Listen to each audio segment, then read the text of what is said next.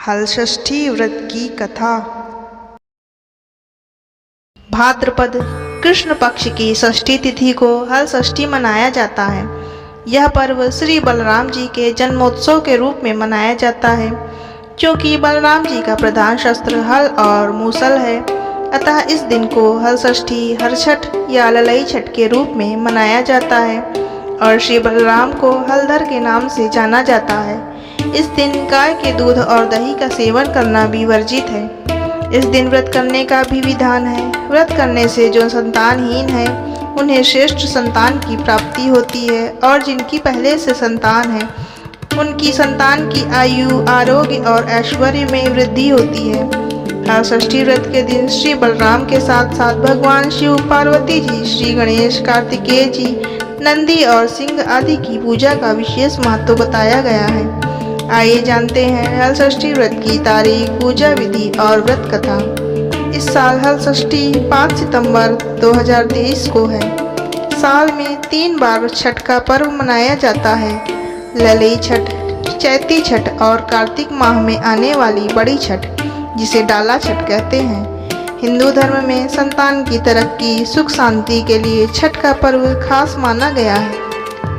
हल छठ व्रत विधि: प्रातःकाल स्नान आदि से निवृत्त हो स्वच्छ वस्त्र धारण कर गोबर लाएं। इसके बाद पृथ्वी को लीप कर एक छोटा सा तालाब बनाएं। इस तालाब में झरबेरी, ताश तथा पलाश की एक एक शाखा बांधकर बनाई गई हरछठ को गाड़ दें। इसके बाद विधि विधान के साथ पूजा अर्चना करें।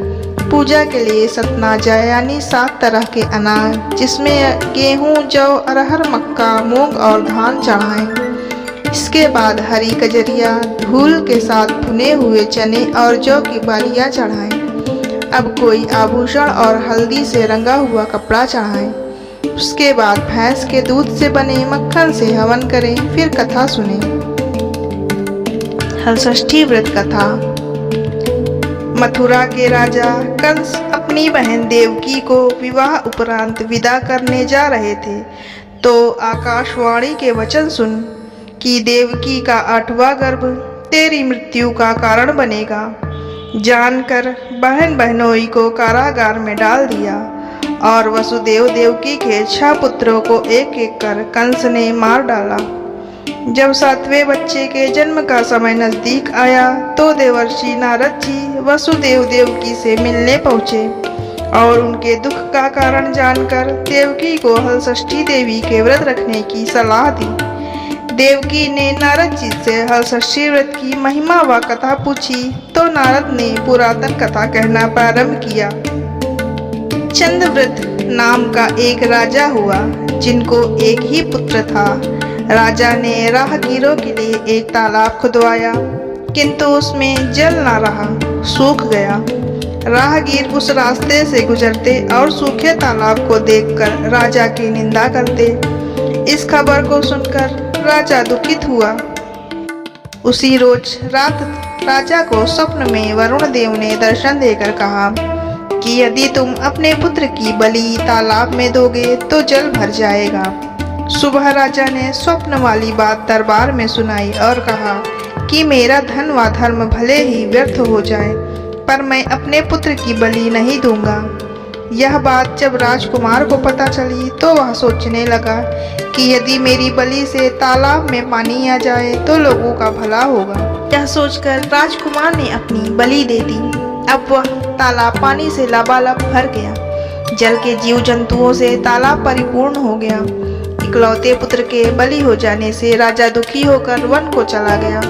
वहाँ 5 स्त्रियां व्रत कर रही थी, जिसे देखकर राजा ने कौन सा व्रत और क्यों कर रही हो पूछने पर स्त्रियों ने हलषष्ठी व्रत की संपूर्ण विधि विधान बतलाई। उसे सुनकर राजा वापिस नगर को गया और अपनी रानी के साथ उस व्रत को किया।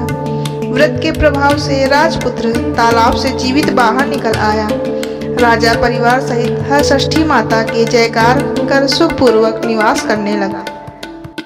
नारद जी ने देवकी से हलषष्ठी व्रत की और कथा कहना प्रारंभ किया कि दक्षिण में एक सुंदर नगर है। वहाँ एक बनिया अपनी भार्या के साथ रहता था। दोनों पति पत्नी स्वभाव से बहुत अच्छे व संस्कारी थे। बनिया की पत्नी संतान को जन्म देती थी, किंतु भाग्यवश उनके संतान कुछ समयोपरांत मर जाते थे।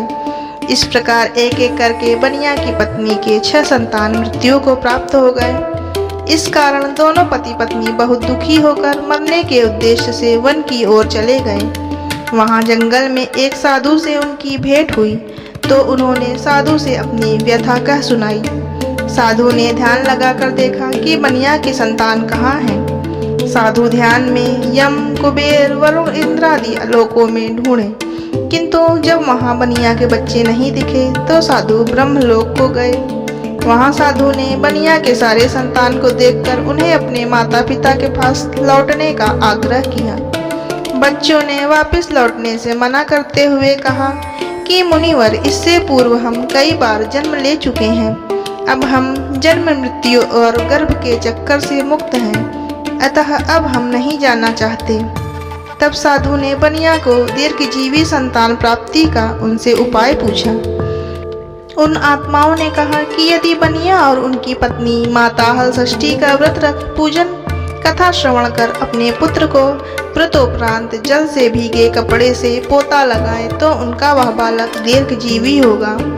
उन आत्माओं से इस प्रकार सुन साधु ध्यान से वापिस आकर बनिया से हलषष्ठी व्रत कथा नियम आदि को बताया। साधु से इस विधि विधान को सुन दोनों पति पत्नी ने व्रत रखा व संतान प्राप्ति का वर मांगा। माता हलषष्ठी की कृपा से अब बनिया की पत्नी गर्भवती हुई और एक सुंदर संतान को जन्म दिया। अगले व्रत पर उन्होंने साधु के बताए अनुसार विधि विधान से पूजा करने के बाद अपने पुत्र को भीगे कपड़े से पोता लगाया। माता की कृपा से अब उनकी संतान को दीर्घ आयु प्राप्त हुआ। बनिया का परिवार प्रसन्नता पूर्वक जीवन पर्यंत छठी माता का व्रत करने लगा। एक बार राजा युधिष्ठिर ने भगवान श्री कृष्ण से अत्यंत शोक संतप्त भाव से कहा, हे देवकी नंदन, सुभद्रा अपने पुत्र अभिमन्यु के मरणोपरांत शोक संतप्त है। वह अभिमन्यु की भार्या उत्तरा के गर्भ संतान भी ब्रह्मास्त्र के तेज से दग्ध हो रही है, क्योंकि दुष्ट अश्वत्थामा ने गर्भ को निस्तेज कर दिया। द्रौपदी भी अपने 5 पुत्रों के मारे जाने से अति दुखी है, अतः इस महादुख से उत्थान हेतु कोई उपाय बताएं। तब श्री कृष्ण जी ने कहा, राजन, यदि उत्तरा मेरे बताए इस अपूर्व व्रत को करे तो गर्भ का निस्तेज शिशु पुनर्जीवित हो जाएगा। यह व्रत जो भाद्रपद की कृष्ण पक्ष षष्ठी पर भगवान शिव, पार्वती, गणेश व स्वामी कार्तिकेय की विधि विधान द्वारा पूजन पुत्र पौत्र की अल्पायु व शोक के महादुख से मुक्ति प्रदाता है। इस व्रत के संदर्भ में श्री कृष्ण ने राजा युधिष्ठिर को कथा बतलाते हुए कहा, पूर्व काल में सुभद्र नाम का राजा था, जिनकी रानी का नाम सुवर्णा था। राजा रानी को एक हस्ती नामक पुत्र था। एक बार राजपुत्र हस्ती धाय माँ के साथ गंगा जी स्नान करने गया। बाल स्वभाववश हस्ती जल में खेलने लगा। तभी एक ग्राह ने उसे खींचते हुए जल के अंदर ले गया। इसकी सूचना धाय माँ ने जाकर रानी सुवर्णा से कहा। इस पर रानी ने क्रोधवश धाय के पुत्र को धधकते हुए आग में डाल दिया। पुत्र शोक से व्याकुल धाय माँ निर्जन वन को चली गई और वन में एक सुनसान मंदिर के पास रहने लगी। वन में सूखा तृण, धान्य, महुआ आदि जो मिलता खाती और मंदिर में विराजित शिव, पार्वती, गणेश जी की पूजन कर दिन व्यतीत करने लगी। इधर नगर में एक अद्भुत घटना घटित हुई कि धाय माँ का पुत्र आग की भट्ठी से जीवित निकल आया और खेलने लगा। यह खबर पूरे नगर में फैलते हुए राजा रानी के पास पहुंचा तो उन्होंने इस घटना के विषय में पुरोहितों से पूछा।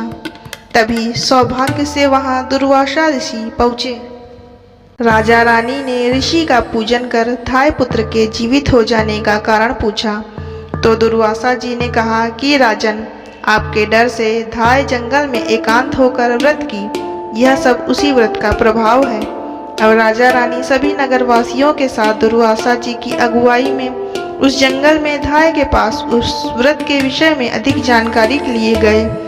तब धाय ने कहा कि राजन, मैं पुत्र शोक से दुखित होकर यहाँ रहने लगी और यहाँ व्रत ग्रहण कर भगवान शिव, पार्वती, गणेश जी व स्वामी कार्तिकेय का पूजन कर सूखा तृण, धान्य, महुआ आदि खाकर रहने लगी। तब रात को मेरे स्वप्न में शिव परिवार के दर्शन हुए और तुम्हारा पुत्र जीवित हो जाएगा ऐसा वरदान दिया। अब रानी ने व्रत की विधि विधान को पूछा तो दुर्वासा जी ने हलषष्ठी व्रत की संपूर्ण विधि विधान बतलाई। राजा रानी ने हलषष्ठी व्रत की महिमा जानकर व्रत को किया। व्रत के प्रभाव से राजपुत्र हस्ती ग्राह के चंगुल से छूटकर खेलते हुए नगर आया। अपने पुत्र को पाकर राजा रानी सुखी हुए और धाय भी पुत्र के साथ प्रसन्न होकर निवास करने लगी। वही बालक हस्ती आगे चलकर परम प्रतापी हुआ और अपने नाम से हस्तिनापुर को बसाया। इस प्रकार भगवान श्री कृष्ण ने युधिष्ठिर से हलषष्ठी व्रत की महिमा का ज्ञान देते हुए कहा कि हलषष्ठी व्रत कथा पहले नारद जी से सुन। मेरी माता देवकी ने इस व्रत को सबसे पहले किया, जिसके प्रभाव से उनके आने वाले संतान की रक्षा हुई। अब भगवान श्री कृष्ण से सुन युधिष्ठिर ने इस व्रत को उत्तरा द्वारा करवाया। व्रत के प्रभाव से उत्तरा का अश्वत्थामा द्वारा नष्ट हुआ गर्भ पुनः जीवित हो गया तथा प्रसव पश्चात बालक का जन्म हुआ, जो कालांतर में राजा परीक्षित नाम से प्रसिद्ध हुआ।